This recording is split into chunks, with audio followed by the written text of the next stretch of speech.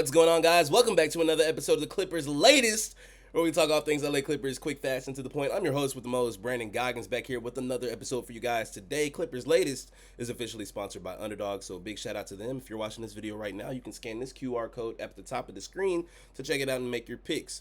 Think you should give it a try. You should play some entries, and when it comes to NBA action, it's a simple and clean process. So I think that you should visit now and you should give it a shot. Click that, go ahead and scan that QR code up there.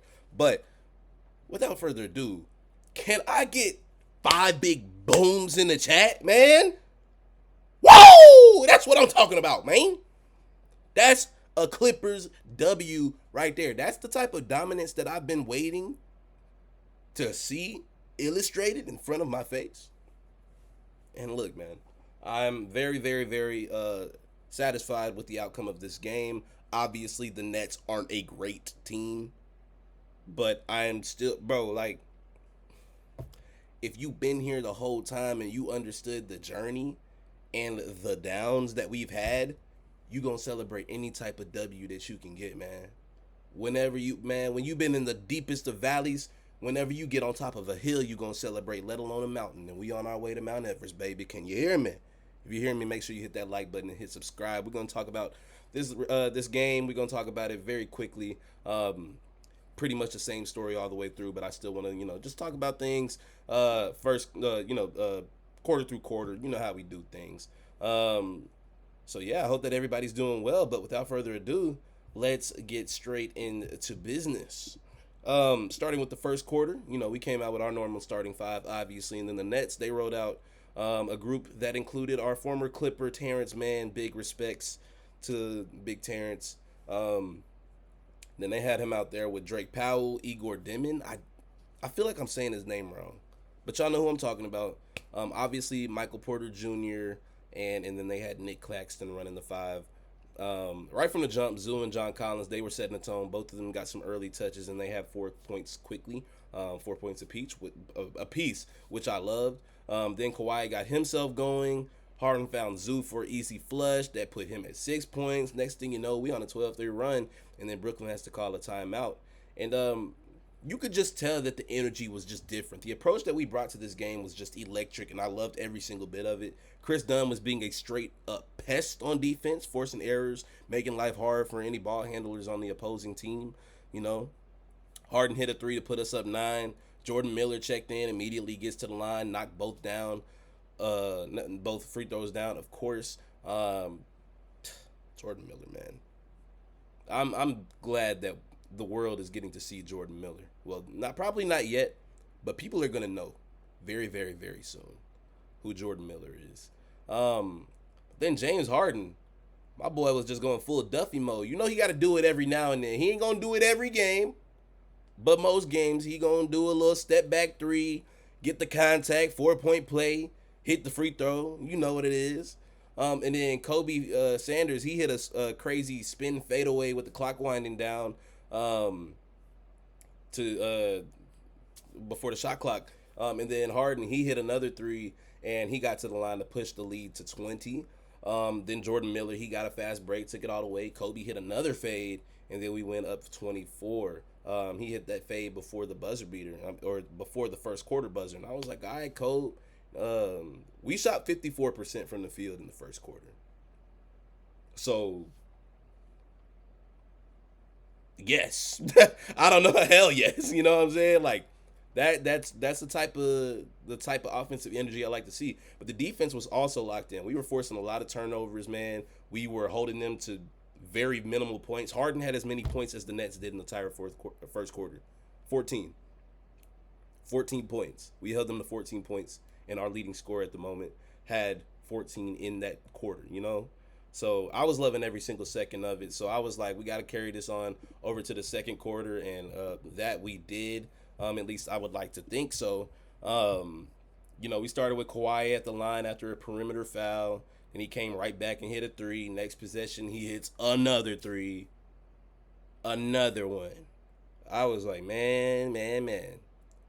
We are really putting belt to ass. I should have brought my belt. Next time we beat somebody ass like that, I'm bringing my belt and I'm snapping it. Boy, what? Come on, man. We was up 33 in the second quarter, gang. 33. Brooklyn couldn't up. Oh, I almost cussed. Well, I know I be cussing sometimes, but I almost cussed for real. Something that might give me a strike or something. But Brooklyn couldn't buy a damn bucket. You know, Terrence Mann, he finally hit him a three, but that didn't change anything. You know, we were up nearly 40 before they scored again. You know, Nets were 8 for 39 in the from the field with a couple minutes left to go in the half. And whether that was a tribute to our defense or their lack of offense, I'll take it. You know, I ain't gonna complain. The only sour note that like really kind of scared me was that Chris Dunn tweaked his ankle coming down from a rebound. I really hope that that's nothing serious because we've dealt with enough injuries this year. So probably by next episode, I'll get a gauge on that in terms of like what the result is looking like as far as that. I hope it's nothing serious, but just sending, you know, prayers and positive thoughts to Chris Dunn.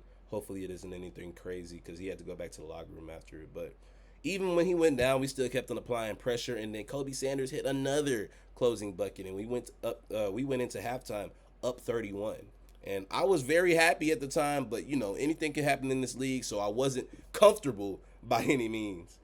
Fast breaks, buzzer beaters, and block parties are back, and Underdog is the best place to get in on all the action. If you play on Underdog, it's pretty easy. You know, you just pick whether your favorite players are going to go higher or lower on stats, like points, rebounds, steals, more, stuff like that. If you get your picks right, you can win up to 5,000 times your cash. So, on Underdog today, I'm looking at this Philly-Charlotte game, and I think I'm selecting Tyrese Maxey for higher than 30.5 points. And I'm going to select Con Knipple for lower than 17.5 points. Tyrese Maxey, you know, he's a top 3 scorer in the league if you didn't know. So, I have no doubt that he'll probably get that against the Hornets.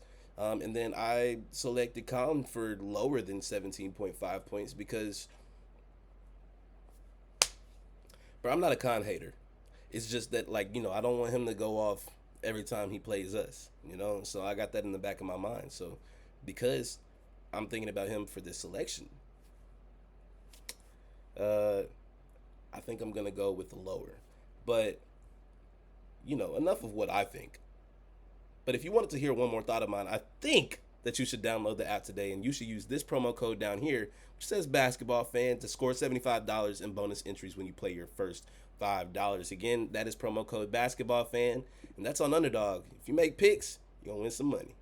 Must be 18 plus. 19 plus in Alabama and Nebraska. 19 plus in Colorado for some games. 21 plus in Arizona, Massachusetts, and Virginia. And present in a state where Underdog Fantasy operates. Terms apply. See assets.underdogfantasy.com/play and get terms DFSTML for details. Offer not valid in Maryland, Michigan, New Jersey, New York, Ohio, and Pennsylvania. Concerned with your play? Call 1-800-GAMBLER or visit www.ncpgambling.org. In New York, call the 24/7 Hope line at 1-877-8 or text from 467-369. So the third quarter, man, it started a little even, you know. Steven, you know, even though even meant that we were still up 30. But like our scoring kind of slowed like a little bit. Brooklyn started scoring, you know, better than they were in the first half, which isn't really hard to beat. But, you know, that's what happens when you set the bar so high in the first half. Igor, I'm not going to say his last name because I feel like I'm pronouncing it wrong, but Igor, he hit back-to-back threes, and, you know, he's been shooting it well this year, so that didn't surprise me. But John Collins answered with a three of his own, and if you guys didn't know, John Collins during this stretch is shooting 61% from the three-point line. That's crazy. He ain't never shot the ball like this. Ever. Like, I don't understand why is it always when players get talked about trades and get talked about moving, they want to start playing their best basketball. Like, now you got a chip on your shoulder. We need to tell everybody they getting traded in. Shoot. Like, if that's going to make you hoop, shoot, we'll keep you if you hooping like this, bruh. Shoot. You know what I mean? But, nah, he's been hooping. Jordan Miller, he was also hooping. He had a tough take where he got, like, wrapped up. Like, the defender, like, clobbered him, and then he was able to stay patient, stay through it, and he was still able to finish. So I thought that was impressive. Even with the big lead, you could still feel Chris Dunn's absence defensively. They were just getting a little more in the second half than, you know, they were in the first half with Chris on the floor. But, you know, we were still trying to hold our own. Nanny Wolf, He tried to end Brook Lopez's career. You know, Brook Lopez used to be one of the best rim protectors in the league. So Danny Wolf definitely knew that, and he wanted to test his gangster. So he tried to go up with a poster. Brook didn't let that happen, thankfully, because I didn't want to see him end up on any of the sports media pages from getting dunked on by Danny Wolf. That would be, I'm sorry, but that would be embarrassing. But we closed the quarter still up 30. You know, we set up a clean finish, and a clean finish we did.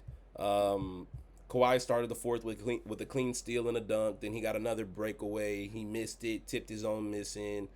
Just a stat pad a little bit, you know, a little wide. You know how he be doing. But he got us up to 100 before the 10-minute mark. And then we had a couple of sloppy turnovers that led to some Nets buckets. And I was like, y'all ain't trying to, like, get swaggy on me, right? Like, what y'all trying to do? But we locked back in pretty quickly. Even Brook Lopez hit a deep three to push it to 35, and it felt like it had been a minute since I had seen that. And then that was pretty much it for me, because after that, my Wi-Fi cut out. Luckily, the damage was already done. We finished 126 to 89, but I was like, dang, I kind of wanted to see the rest of that ass whipping. But I guess, you know, I did my due diligence. But nonetheless, this was a dominant wire from wire performance. We never let them think they had a damn chance. And if this is how we approach games, you know, it shows how we can walk teams down when we're really, really, really locked in like this. You know, everybody was clicking on all cylinders. It sucks that we had to lose Chris Dunn mid-game because he's huge for our defense. So, again, I hope that's nothing serious. I hope that he gets better soon. But overall, all in all, it was a real Clippers dub, and I'm just, you know, grateful for that. And then also, MPJ, my boy Michael Porter Jr., you know, he didn't really have a good night tonight. And I'm starting to think that's because he in the wrong system. So, you know, become where the grass greener, where the sky brighter, you know what I'm saying? Come over here, holler at your boy, you feel me? You ain't got to worry about losing like that no more. You ain't got to get your ass beat like that no more. You come over to where it's good at, you feel me? So, hey, Lawrence, gonna make that call, my boy. Bogey, get ready to pack your bags and learn Brooklyn, buddy. Anyways, I'm gonna get on up out of here, y'all. I hope that you guys enjoyed the episode. If you did, make sure you leave a like below and click that subscribe button if you are new here. Leave your thoughts in the comments below about this game, about anything else. We're gonna talk about some things that we missed and some other things that I, got in the chamber in next episode. But for this one, that's gonna be it. So as always, y'all be easy, y'all stay sleazy, and as always, keep it P. I'm gonna catch y'all in the next one. Y'all be smooth. Peace.